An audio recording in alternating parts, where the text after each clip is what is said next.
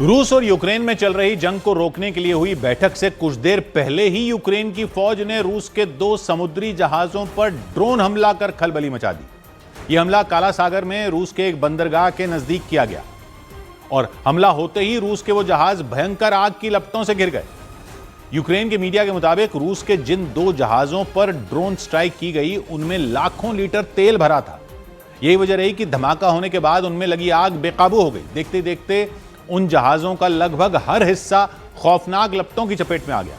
दावा है कि इस हमले के लिए यूक्रेन की सेना ने समुद्री ड्रोन का इस्तेमाल किया, मतलब ऐसे आत्मघाती ड्रोन जो आसमान से नहीं बल्कि पानी के अंदर से दुश्मन पर बम की तरह फटते हैं और उसका काम तमाम करने की ताकत रखते हैं।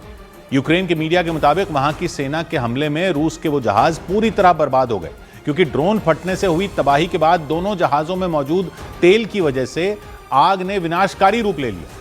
यूक्रेन के मीडिया के मुताबिक यह हमला रूस के नवरासिस्क बंदरगाह से थोड़ी ही दूरी पर किया गया। रूस के कब्जे वाले क्राइमिया से नवरासिस्क की दूरी 350 किलोमीटर के आसपास है। नवरासिस्क काला सागर में रूस का बेहद अहम बंदरगाह और उसका एक्सपोर्ट हब माना जाता है, मतलब रूस का समुद्र के रास्ते जो भी व्यापार होता है उसका एक बड़ा हिस्सा इसी पोर्ट से दूसरे देशों तक भेजा जाता है। और दावा है कि यूक्रेन ने रूस के इस अहम अड्डे के पास हमला कर उसे तगड़ी चोट पहुंचा दी, क्योंकि उसके हमले में रूस के दोनों समुद्री जहाज तहस नहस हो गए। हालांकि यूक्रेन के इस हमले के बाद रूस ने भी जवाब देने में देर नहीं लगाई और उसने यूक्रेन की राजधानी कीव समेत उसके अलग अलग शहरों पर ड्रोन और मिसाइलों की बारिश कर दी।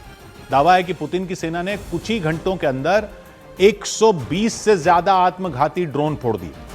इसके अलावा खतरनाक बैलिस्टिक मिसाइलों से भी धमाके कर दिए। ये हवाई हमले रूस के समुद्री जहाजों पर हुई एयर स्ट्राइक के कुछ देर बाद ही किए गए, यानी यूक्रेन ने वार किया तो रूस ने जबरदस्त पलटवार कर दिया। ताबड़तोड़ एयर स्ट्राइक में यूक्रेन की कई रिहायशी इमारतों के परखचे उड़ गए। इन हमलों में एक व्यक्ति की जान चली गई, बड़ी संख्या में लोग घायल बताए गए और सबसे ज्यादा हैरान कर देने वाली बात यह रही कि रूस और यूक्रेन के बीच यह टकराव शांति वार्ता से ठीक पहले बढ़ा। जंग रोकने की कोशिश में यूक्रेन और अमेरिका के प्रतिनिधियों के बीच एक बैठक हुई। उस बैठक से कुछ घंटे पहले ही यूक्रेन और रूस ने एक दूसरे पर बारूद बरसा दिया। इस सब के बीच रिपोर्ट है कि अमेरिका की अगुवाई वाला सैन्य संगठन नेटो भी जंग के मैदान में उतर सकता है। ब्रिटेन के अखबार फाइनेंशियल टाइम्स की रिपोर्ट के मुताबिक रूस से बढ़ रहे खतरे को देखते हुए नेटो की सेना उसके खिलाफ हमला कर सकती है। यानी जंग की शुरुआत से ही यूक्रेन को लड़ाई के लिए हथियार देने वाले नेटो देश युद्ध में भी रूस की मुश्किलें बढ़ा सकते हैं, क्योंकि 32 देशों के सैन्य संगठन नेटो का अकेले मुकाबला करना रूस के लिए भी आसान नहीं होगा। हालांकि नेटो के हमले की चर्चा तब शुरू हुई जब अमेरिका ने रूस और यूक्रेन के सामने शांति का प्रस्ताव रखा।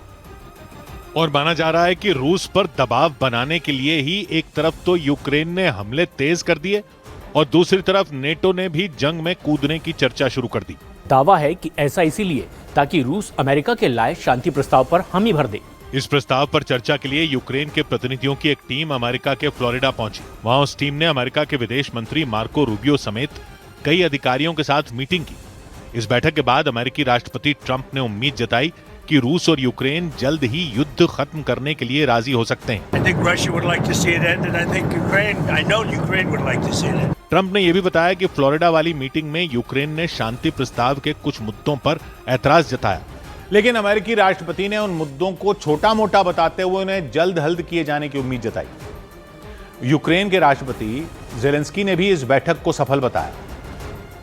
यानी अमेरिका के शांति प्रस्ताव पर यूक्रेन की तरफ से मोहर लग गई, लेकिन जंग खत्म करने के लिए रूस का भी राजी होना जरूरी है।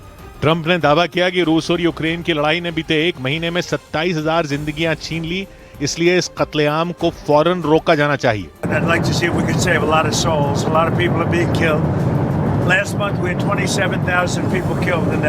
अमेरिका के शांति प्रस्ताव पर यूक्रेन के हामी भरने के बाद निगाहें रूस और पुतिन पर टिक गईं। डोनाल्ड ट्रंप ने बताया कि अगले हफ्ते इस मुद्दे पर चर्चा के लिए अमेरिकी प्रतिनिधियों की एक टीम रूस की राजधानी मॉस्को जाएगी। और अगर रूस ने भी शांति प्रस्ताव को हरी झंडी दे दी तो युद्ध खत्म होने का रास्ता साफ हो जाएगा।